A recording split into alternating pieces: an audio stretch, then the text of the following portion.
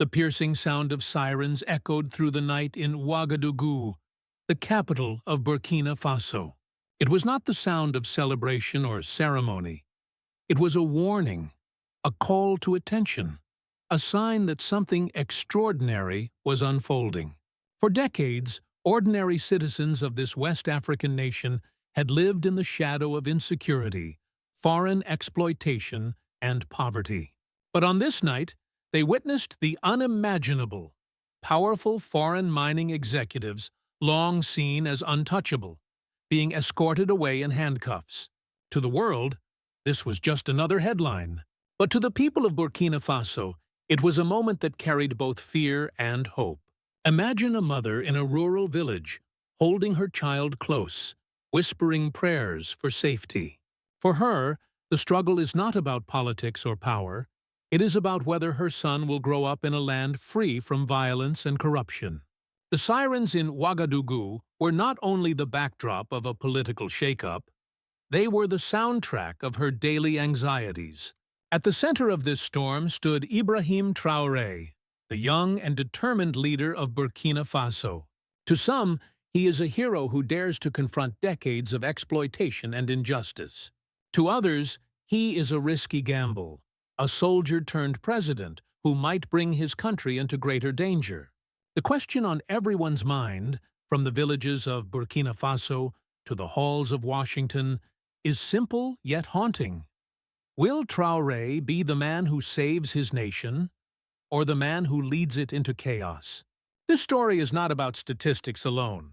It is about human lives, families torn apart by violence, farmers losing their land to foreign interests, and soldiers who risk their lives to defend their homeland. It is also about a nation daring to reclaim its dignity, no matter the cost. And so, we ask you at the very beginning, what would you risk to defend your family, your dignity, and your nation's future? Think carefully, because by the end of this story, you may find yourself questioning not just Burkina Faso's fate, but the values we all hold dear. If this question has already stirred something in your heart, stay with us. The story of Burkina Faso and Ibrahim Traoré is not only Africa's news, it is a story about justice, courage, and survival that concerns us all. In the early hours of dawn, a coordinated operation swept across Burkina Faso. Security forces, acting under direct orders from President Ibrahim Traoré, entered the headquarters of several foreign-owned mining companies. Within hours, senior executives, figures who once moved with impunity under the shield of wealth and influence, were detained. For the people of Burkina Faso, this was not just a political move. It was a shockwave that reverberated across the nation and beyond. For decades, Burkina Faso has been a land rich in gold and other minerals. Yet, despite these riches, the majority of its citizens live in poverty. According to recent reports, more than 40% of the population struggles below the poverty line, while billions of dollars in resources flow overseas. Villages near the mines have long complained of contaminated water, land seizures, and the constant presence of armed groups exploiting instability to control routes and profits. On this day, Traoré's government claimed enough was enough. Officials announced that the arrests were linked to illegal extraction, violation of national sovereignty, and threats to public security. In plain terms, the leadership accused these companies of robbing the nation while leaving its people in despair. To understand the weight of this event, imagine the story of Musa, a farmer from the northern region. For years, his family relied on a small plot of land for survival. But when mining operations expanded, dust and chemicals poisoned his crops. His children developed rashes and persistent coughs. Local officials promised compensation that never arrived. When Musa heard of the arrests in Ouagadougou, he sat quietly with tears in his eyes and said, "Maybe this time, someone is finally listening." His voice echoes the desperation and hope of thousands of families like his. The security operation was not without tension. Reports indicate that over 1,000 soldiers were mobilized across multiple provinces to secure mining sites and protect key infrastructures. Roadblocks were established, and rumors spread quickly through radio broadcasts and social media. Some feared retaliation from foreign governments or corporate-backed militias. Others feared internal unrest if the economy faltered. But Traoré's move was calculated. By striking swiftly and simultaneously, he avoided giving the executives time to escape or mount resistance.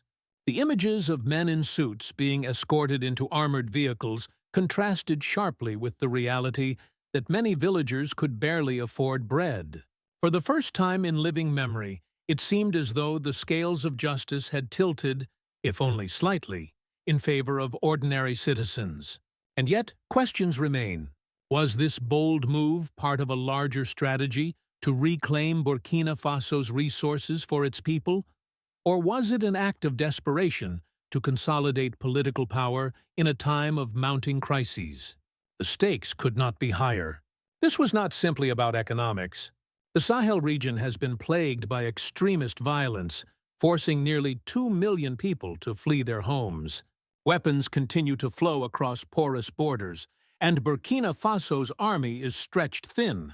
Critics argue that alienating foreign investors could leave the nation even more vulnerable, cutting off much-needed financial support. Supporters counter that dependence on outsiders has only deepened instability, and so the world watches closely. In the villages, people whisper about change. In the cities, officials debate the risks. In the global capitals, diplomats and corporate leaders scramble to understand what this means for their interests. But what triggered this dramatic turning point? Was it a sudden act of courage by Traoré? Or was there a hidden spark, an event behind the scenes, that pushed Burkina Faso onto this collision course with history? As you listen, ask yourself, what would justice look like if it were your community, your land, your children's future at stake? Hold on to that thought, because what happens next may challenge everything you believe about power and justice. The turning point came when Ibrahim Traoré stepped onto the national stage and confirmed the arrests himself. In a televised address, wearing his military uniform, he spoke with the calm but firm tone of a soldier who had seen too much suffering. Burkina Faso will no longer be a playground for those who profit from our misery, he declared. His words sent chills down the spine of every citizen watching, and even his critics admitted that something had changed forever. The climax of the crisis was not simply the arrests, it was the symbolism of defiance. For generations, leaders in the Sahel region often bowed to foreign interests, fearing economic isolation or political backlash. Traoré broke that pattern. The shock of seeing foreign executives, men who had dined in luxury hotels guarded by private security, now standing in custody, became an image of resistance and pride. It was a moment that resonated far beyond Ouagadougou. The streets quickly filled with emotion. In the city center, hundreds gathered, some waving the national flag, others chanting Traoré's name. To an outsider, it might have looked like celebration, but beneath the cheers were layers of fear.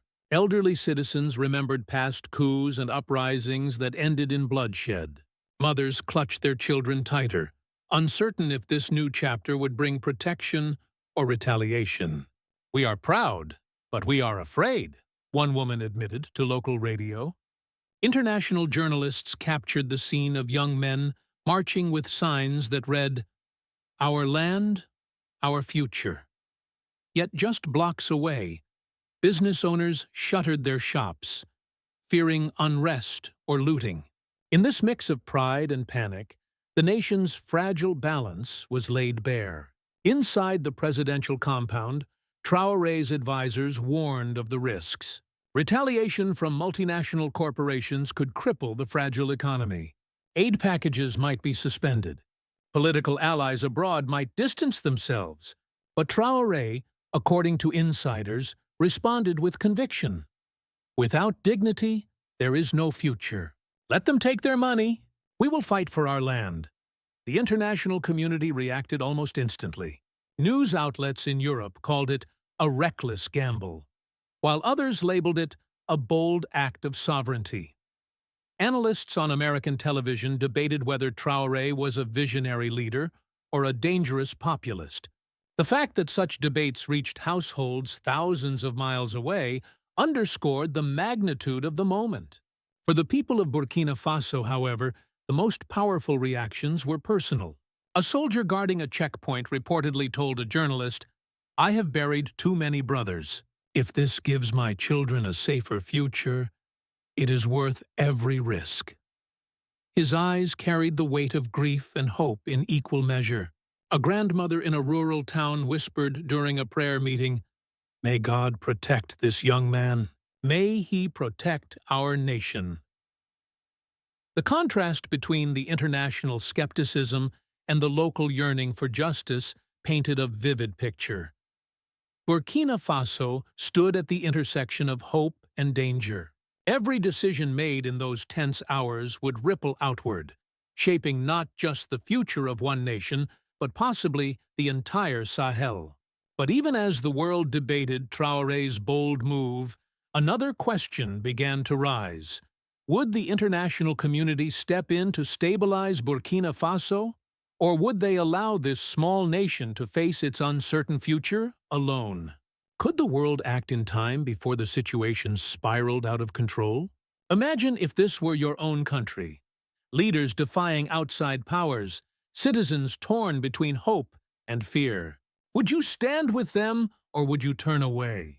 Think deeply, because the answer reveals not only what you believe about Burkina Faso, but what you believe about justice itself. The aftermath of Traoré's bold action quickly rippled through the daily lives of Burkina Faso's citizens. In the countryside, farmers like Moussa felt a rare spark of hope, believing that their land might finally be protected. Yet that hope came with new uncertainty. Within days, rumors spread that international companies might withdraw entirely, threatening thousands of jobs linked directly or indirectly to the mining sector. Families who depended on modest wages from mining-related work now wondered how they would feed their children. At the same time, the arrests amplified political divides. Supporters of Traoré hailed him as a national savior who had finally stood up for sovereignty. They saw in him a leader unafraid of Western powers, a man determined to restore dignity to Burkina Faso. In churches and mosques, prayers were offered not only for peace, but for Traoré himself, whose youth and defiance carried the hopes of millions. But critics inside the country worried about the costs. Opposition figures argued that such drastic moves could trigger economic retaliation, isolating Burkina Faso from critical aid and investment. They warned that the government might not be able to sustain its public services, already stretched thin by years of instability, without foreign financial support.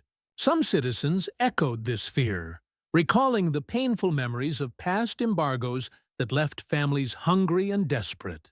The human toll was also visible in the growing displacement crisis. The Sahel region remains one of the world's most unstable zones, with armed groups exploiting chaos to expand their reach. Already, nearly 2 million people in Burkina Faso have been forced from their homes. Camps on the outskirts of cities are overcrowded.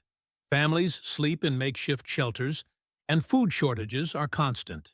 The recent upheaval risked worsening this humanitarian nightmare. "We need stability, not just speeches," said Mariam, a young mother caring for 3 children after her husband was killed in an attack. "I want to believe in Traoré, but my children are hungry today." The political consequences extended beyond borders. Regional allies watched closely. Some African governments quietly supported Traoré's message of sovereignty, while others feared similar uprisings in their own nations. In a continent still haunted by colonial history, his defiance carried symbolic weight, both inspiring and alarming. Domestically, the military's loyalty became the deciding factor. By ordering the arrests, Traoré had placed his trust in the armed forces, and, for the moment, they stood firmly behind him. Yet history shows that in Burkina Faso, alliances can shift overnight. For citizens, The sight of soldiers patrolling streets was both a reassurance and a reminder of fragility. "We are proud of our army, but we know too well how quickly soldiers can turn into rulers," commented an elder in Ouagadougou. The civil landscape was also marked by conflicting emotions. On one hand, street vendors sold more national flags than ever before, as a wave of patriotism swept through neighborhoods. On the other, whispers of fear spread in markets. What if sanctions cut off imports? What if food prices double again? For many families, survival was measured in daily meals, not political slogans. In this atmosphere of uncertainty, churches, mosques, and community leaders emerged as voices of guidance. Religious sermons carried messages of resilience, urging citizens to remain united through trials. Elders reminded the younger generation that justice comes at a price, and dignity is not won without sacrifice. But beneath these calls for unity, a sharper question loomed. Could Traoré sustain his revolution without plunging the nation deeper into poverty and instability? For every cheer in the capital, there was a cry of worry in the villages. For every symbol of sovereignty, there was a reminder of the fragility of daily life. And while Burkina Faso wrestled with these heavy consequences, the world's most powerful nation watched closely. The question was no longer just about resources or sovereignty. It was about how the United States and the wider international community would react. Would they confront Traoré, support him, or let Burkina Faso stand alone against the storm? Think about your own family for a moment. If your government made a choice that brought dignity but also risked hardship, would you stand by that decision? Or would fear push you to compromise your values? This is the very dilemma Burkina Faso faces today. The news of mass arrests in Burkina Faso spread rapidly across the globe. Within hours, international agencies and television networks ran urgent headlines, framing the story as both a national upheaval and a potential geopolitical crisis.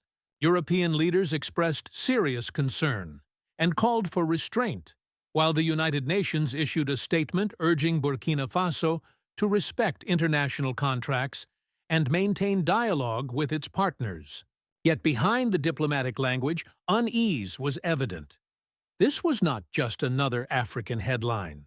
It was a rare instance of a small nation openly defying the economic and political order that had shaped its destiny for decades. For the United States, the developments in Burkina Faso struck a sensitive chord. Washington has long regarded the Sahel region as a key front in counterterrorism strategy, with thousands of American and allied troops stationed in nearby countries to combat extremist groups. In addition, the U.S. views the Sahel as a crucial source of critical minerals, including gold and emerging rare earth elements, which are increasingly vital to global technology and defense industries. The sudden arrest of foreign executives and the prospect of a radical shift in resource governance sent shockwaves through American policy-making circles. Within hours, major American media outlets debated the meaning of Traoré's bold action. Some commentators labeled him a reckless strongman, whose defiance could plunge his country into further chaos. They pointed to the fragility of Burkina Faso's economy, the persistent threat of armed groups, and the dangers of alienating Western investors. Without foreign capital, Burkina Faso risks collapse, one analyst warned on national television. Others, however, framed Traoré as a young, courageous leader taking a stand against exploitation, echoing historical struggles for sovereignty and dignity. For them, the images of foreign executives in custody symbolized a long-overdue reckoning with centuries of unequal power dynamics between Africa and the West. On Capitol Hill, the debate grew intense. Security experts testified before committees, warning that instability in Burkina Faso could strengthen extremist networks in the Sahel.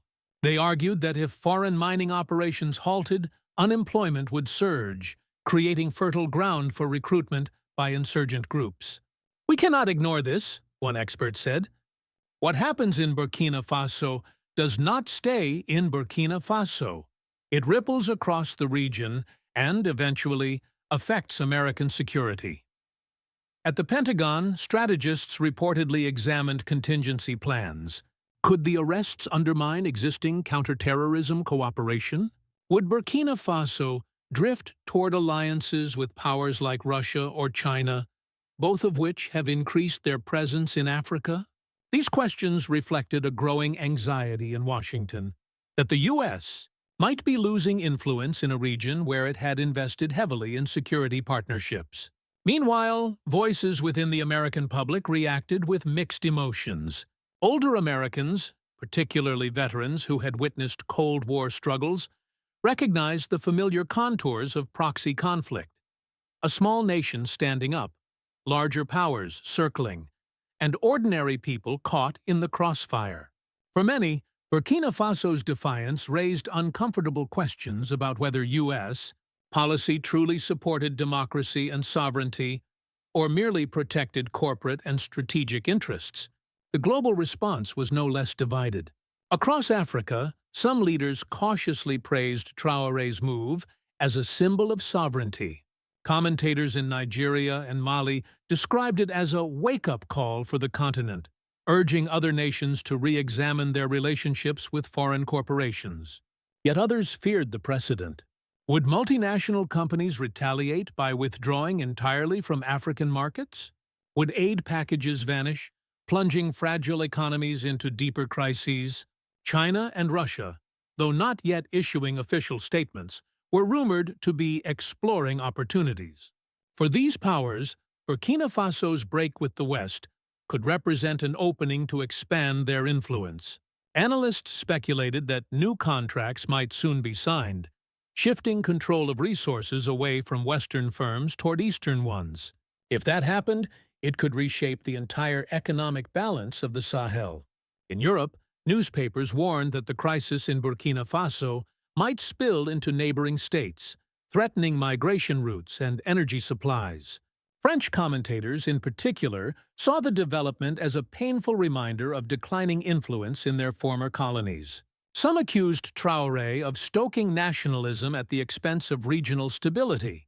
Amid all this, the people of Burkina Faso continued to wait and watch. For them, international debates were distant echoes compared to the daily realities of survival. A grandmother in Ouagadougou, interviewed by a journalist, said simply, "We don't know if America will help us or punish us. We only know that we want to live with dignity." Her words captured the stark divide between global politics and local hopes. As Washington and its allies deliberate, one question becomes urgent. Will the United States step in to contain Burkina Faso's defiance, or will it allow this small nation to chart its own path, whatever the cost? And could this bold stand by Ibrahim Traoré mark the beginning of a much larger crisis, one that reaches far beyond Africa's borders? When you hear this story, do you see Burkina Faso as a risk to American security, or as a nation finally reclaiming its dignity? The answer is not just about Africa news.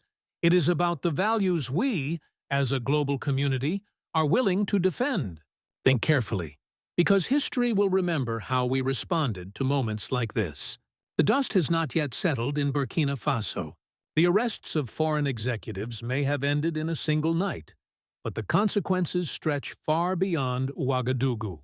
Analysts warn that this could be the spark of a broader crisis, one that may spread across the Sahel, a region already burdened with poverty, armed groups, and fragile governments.